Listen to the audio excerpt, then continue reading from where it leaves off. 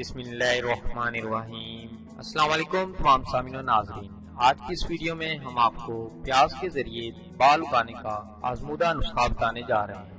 آج ہم آپ کے ساتھ پیاز کی جو خصوصیات شیئر کرنے جا رہے ہیں وہ ان لوگوں کے لیے بہت مفید اور فائدہ مند ہے جو لوگ بال گرنے کی وجہ سے پریشان رہتے ہیں۔ اگرچہ روزانہ 50 سے 60 بال گرنا معمول کی بات ہے، لیکن زیادہ بال گرنے سے لوگ بہت زیادہ پریشان ہو جاتے ہیں اور ان کو گنجے پن کا ڈر لاحق ہو جاتا ہے۔ جیسا کہ سب لوگ جانتے ہیں، گنجا پن شکل میں ناخوشگوار تبدیلی پیدا کرتا ہے، جس سے متاثرہ شخص کے اعتماد میں بھی کمی واقع ہو جاتی ہے۔ یوں تو بالوں کو گرنے سے بچانے کے لیے کئی طریقے موجود ہیں جو بالوں کو گرنے سے وقتی طور پر روک سکتے ہیں، لیکن ان کے بالوں پر مؤثر اثرات بھی مرتب ہوتے ہیں۔ تو آج ہم آپ کو پیاز کی اس خصوصیت سے آگاہ کرنے جا رہے ہیں جو نہ صرف بالوں کو گرنے سے روکتی ہے بلکہ گرے ہوئے بال واپس لانے میں بھی معاون ثابت ہوتی ہے، اور اس کا کوئی سائیڈ ایفیکٹ بھی نہیں ہے۔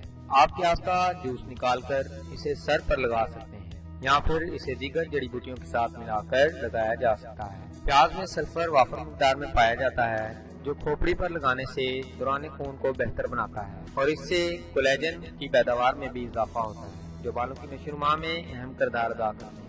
آپ جوسر مشین کے ذریعے پیاز کا رس نکال سکتے ہیں یا پھر 4 سے 5 پیاز لیں اور ان کو کاٹ لیں۔